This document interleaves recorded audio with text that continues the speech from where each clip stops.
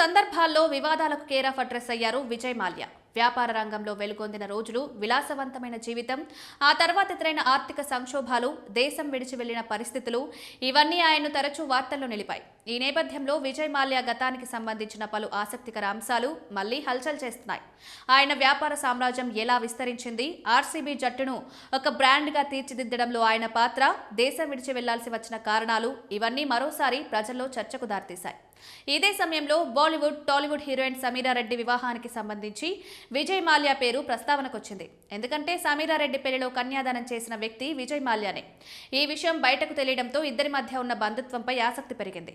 సమీరా రెడ్డి వ్యాపారవేత్త అక్షయ్ వర్దేను 2014 జనవరి 21న వివాహం చేసుకున్నారు. నిజానికి వారి పెళ్లి అదే ఏడాది ఏప్రిల్లో జరగాల్సిండగా కొన్ని వ్యక్తిగత కారణాలతో 3 నెలల ముందే సింపుల్ గా పెళ్లి చేసుకోవాలని నిర్ణయించుకున్నారు. మహారాష్ట్ర సంప్రదాయాల ప్రకారం జరిగిన ఈ వివాహం చాలా ప్రైవేట్ గా జరిగింది. ఇరువైపుల నుంచి అత్యంత సన్నిహిత కుటుంబ సభ్యులు, కొద్ది మంది స్నేహితులు మాత్రమే ఈ వేడుకకు హాజరయ్యారు. తన వివాహం అనంతరం 2014లో ఒక ఇంటర్వ్యూలో మాట్లాడిన సమీరా రెడ్డి పెళ్లికి సంబంధించిన కొన్ని ప్రత్యేక విషయాలను వెల్లడించారు. అందులో భాగంగా విజయ్ మాల్యాతో తనకున్న బంధాన్ని కూడా వివరించారు.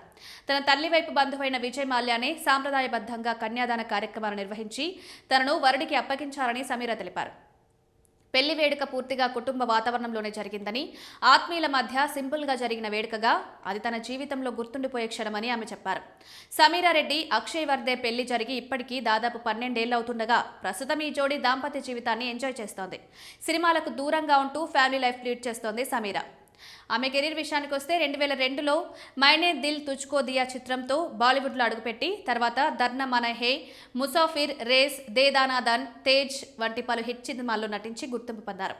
2024లో విడుదలైన నామ్ చిత్రంలో ఆమె చివరిసారిగా ప్రేక్షకులను అలరించారు. తెలుగులో జూనియర్ ఎన్టీఆర్, చిరంజీవి లాంటి స్టార్ హీరోలతో కూడా హిట్ సినిమాల్లో నటించారు.